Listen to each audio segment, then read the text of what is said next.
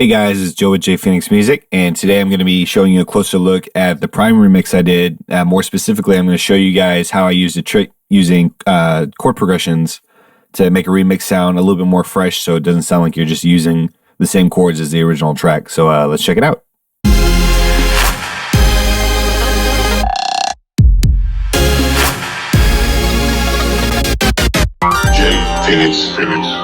Thanks so much for watching the most recent video in my video series. So yeah, make sure to like, comment, subscribe, obviously. And this is the first video where I show you guys one of my projects. Let's check it out. So this is, I wanted to kind of do this so that way to break apart from my normal talking about music and my music, just, you know, in my room or whatever. And this is more to help either if you're a producer and you want to elevate your music production, specifically using music theory, this video will be great. They're all not all going to be about, you know, music theory, but I want to kind of focus on that because I'm a classical musician. And if anything, I'm hoping that this video will help inspire other classical musicians who are maybe afraid to jump into music production, because I obviously jumped in as a classical composer and pianist, and it was a little overwhelming at first, but I'm hoping these videos can show you like, hey, yeah, I can totally do that. So yeah, let's check it out. Cool. So let's give it a little listen.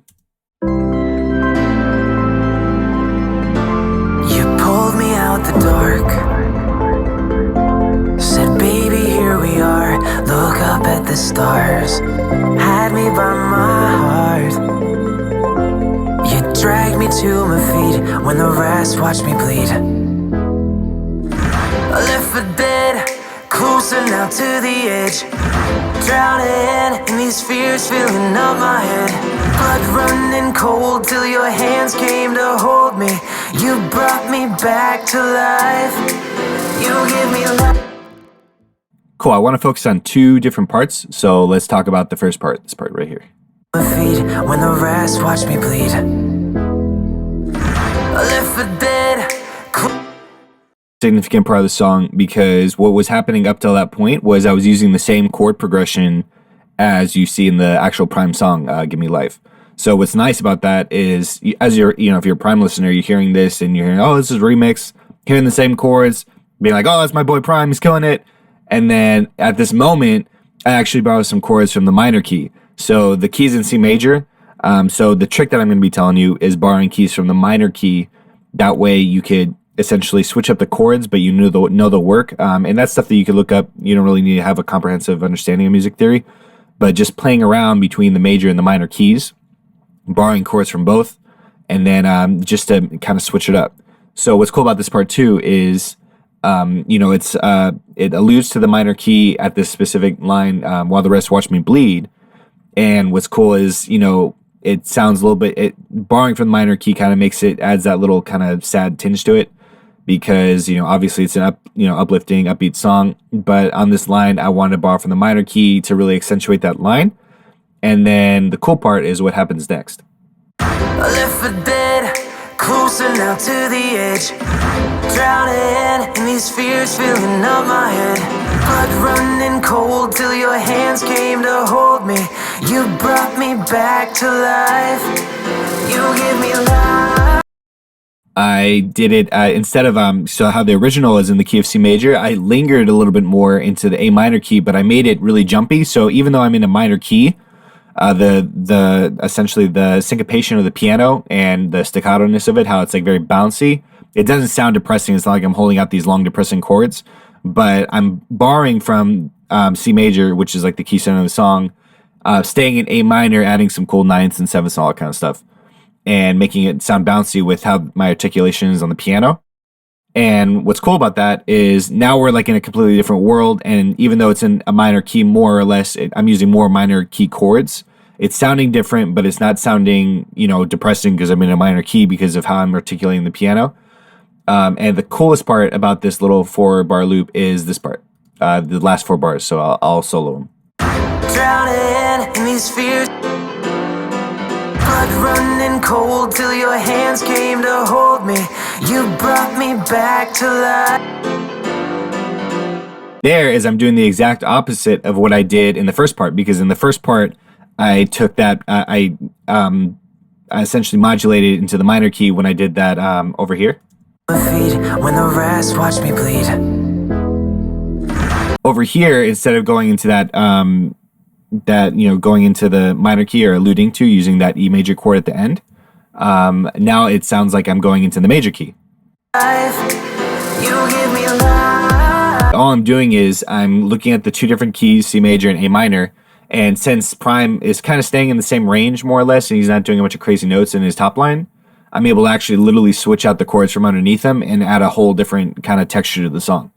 So this is something that you could do in your own production. Like you could look up, the chords that are in an A major scale, or I'm sure they'll even show you the dot matrix. But you can look up the chords in both. Not only the key that you're in, if you're in the key of C major, and you have some like mixed in key, which is like right here. It'll tell you what key it is. You can look up the chords. Obviously, use the chords that are in the original song, and then if you want to add some different chords, you can go to the minor key. So in C major, the relative minor is A minor. So you look up the A minor chords, and then you could kind of switch, put some of those chords in and play with some of those progressions found in the minor key, and then that'll like totally change the texture of your song and kind of help you maybe overthrow a hurdle. Maybe you don't want to loop the same original major or whatever key that you're in, loop the same kind of chord progression. Maybe you want to add a different key. I wanted to make this video to show you, this is essentially whenever you see like those songs that get like a ton of views, they're like, oh my God, like this is a really happy song that's in a minor key and now it's sad. Like this is how they do it. They essentially, whatever the key is, they'll borrow more from the minor key. So if you're, you have a happy song in C major, you're just going to essentially, replace most of the C major chords with A minor chords, because they'll follow, kind of essentially follow the same chord progression, but now you're in the minor key. So this is what that would sound like if I want to make this into a minor song. I'll show you. You pulled me out the dark, said, baby, here we are, look up at the stars, had me by my heart. You dragged me to my feet when the rest watched me bleed. Cool. So what I did there was I essentially just replaced the C major chords with A minor chords, and I did a little bit more than that. I'll write the chord progression kind of below, so that way you can kind of see what I did more specifically. But the only reason why I'm kind of being quick is I don't want to overwhelm you with music theory, but just to show you that all I'm doing is literally looking at the other key. So if we're in C major, we can go to A minor, swap out some of the C major chords for A minor chords, and then you literally just change the key of the song.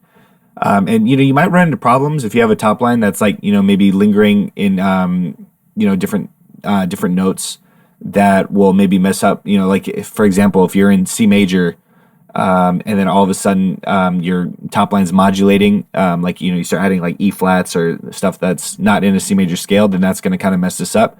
But more or less, most singers and most songs will kind of linger. If you're in the C major C major scale, they'll do C, D, E, F, G, A, B, and they won't add any like sharps or flats or anything like that. So it's pretty fair game that you can do this and it won't cause too many problems. I'm going to be doing more videos like this, and I know it's might be overwhelming if you don't know music theory, so I might even do a whole separate video series on like music theory basics as music producer, as that you could learn as a music producer. And let me know if you guys would benefit from that, or if you'd like to kind of see that. Because my whole thing, obviously, I want to help music producers and singers kind of understand a little bit more about music production, how I approach it. And, if you guys don't know music theory, obviously there's a ton of YouTube videos online. But if you want me to tailor my videos to that, please let me know just in the comments. I'd be happy to address that. Also, like I said earlier, if you're a classical musician, I really want these videos to inspire you, because I feel like as there's a lot of composers, there's a lot of music producers, and I feel like as a composer, you can get overwhelmed by all the music production stuff. Because for me, like, it was funny because I started being like a composer, and I was like, oh, like, I could compose like for, piano and orchestra and do all these really complex orchestrations. Like music production is going to be super simple. And then for like 2 years, I was like decimated spiritually and more. I was just like, it's depressing because it's like it's not just about composition.